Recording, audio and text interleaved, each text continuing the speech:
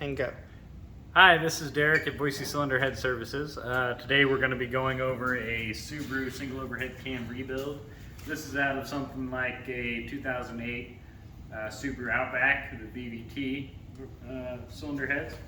What we're going to do, we're going to start out doing a check and advise. We're going to look it all over, check out for common issues, and then do a vacuum check on the valves to see if that's a problem. And if it is a problem, we're going to tear it down for a rebuild. So one of the major things that we checked, I already took the rocker arm assemblies. They're over here in the cart that we have for them. Everything seems to be up to par. It has all the pieces. There's no marring on the cam contact on the rockers, the rollers here. You know, sometimes you'll see a good groove in there. Not very common, but it happens. The tips adjusting screws aren't beaten up or worn down or anything. So these are in good shape, nothing to be concerned about with those. One of the common things that we do look for on these is slips guides on the exhaust side. I don't have a flashlight right handy. Let me grab one of those.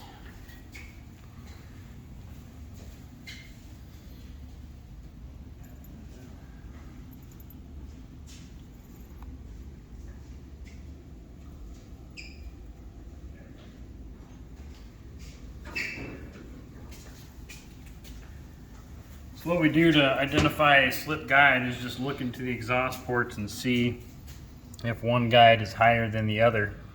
I'm looking in there now and they all seem to be pretty consistent. So I don't think that's an issue we have with this cylinder head.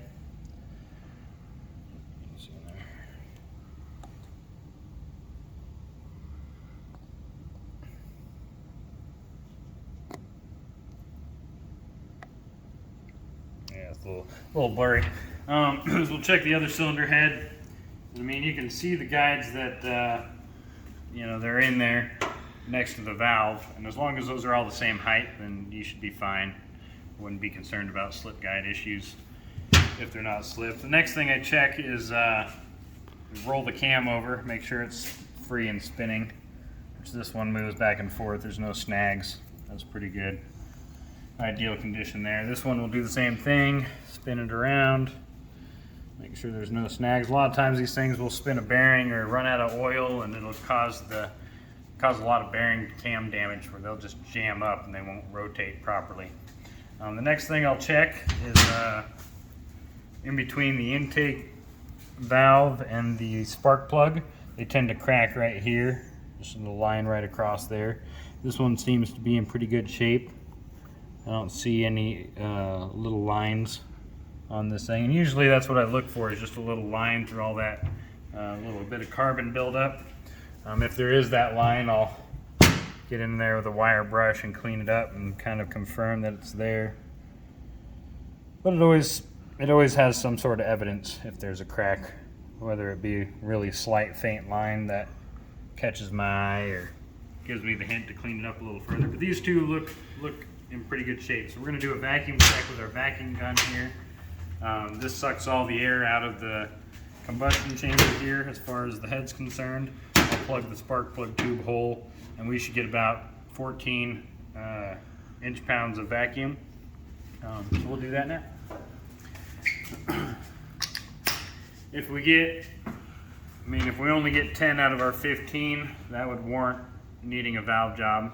If it's less than that, then definitely needs a valve job. Anything above about 12 is in all right condition.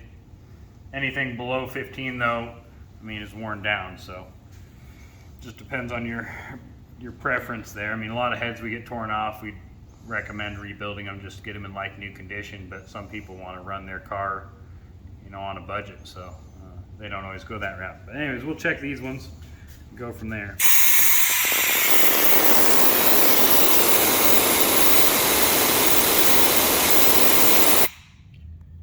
We're getting about a, what was that, a 7.5, 8 maybe. So that one's not good.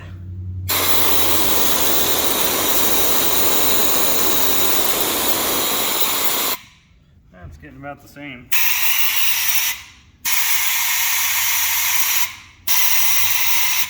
We might have some equipment failure.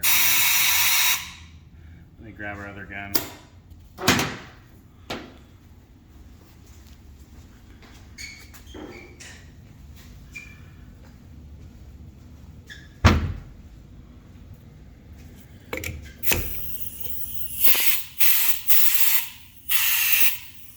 So this one goes up to about 18. If you look at the gauge, we'll do a controlled test here.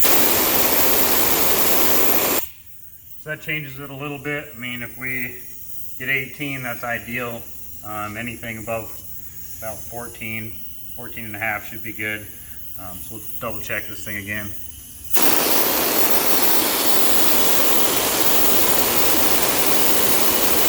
Yeah, about 16 and a half, 17. That's all right. That's not a half bad result there. Definitely run just fine.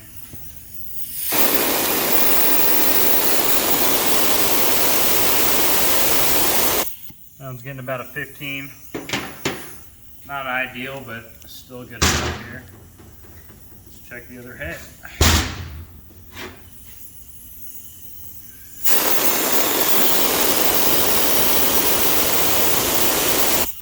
Yeah, we're getting a 16 there. This head might be in good enough shape to keep running, but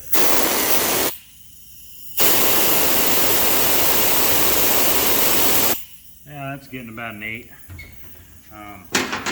So 3 out of the 4 cylinders turned out all right.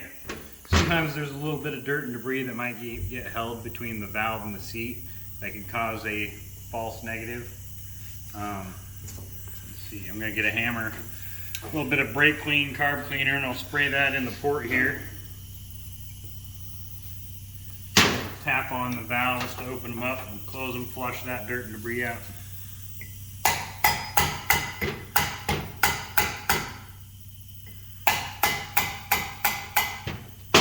Do it on the exhaust side as well.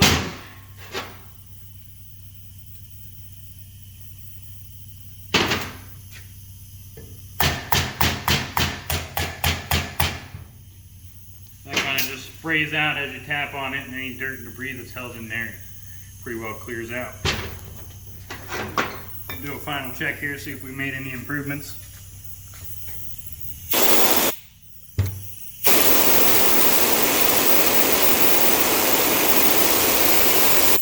We're getting about a 12 and a half or so. Still not ideal. I'd definitely recommend rebuilding it at least. I wouldn't recommend rebuilding one cylinder. So we're just going to tear down both these heads and rebuild both of them, get them up to like new conditions. What I'm going to do with first. You can talk about what might be the issue with that. So there could be some internal components on this that got worn down. Maybe this gauge got banged on a table. I'm not quite sure exactly. We'd have to pull it apart to really find out what the issue is. Maybe this adjusting screw right here got shifted, but something's definitely off. Having that low in numbers doesn't really give us the right result we want. Yeah, we'll have to tear that thing apart at some point and figure out what the deal is. But so our next move is we're going to tear into this cylinder head and figure out what's wrong with it and rebuild it, clean it all up.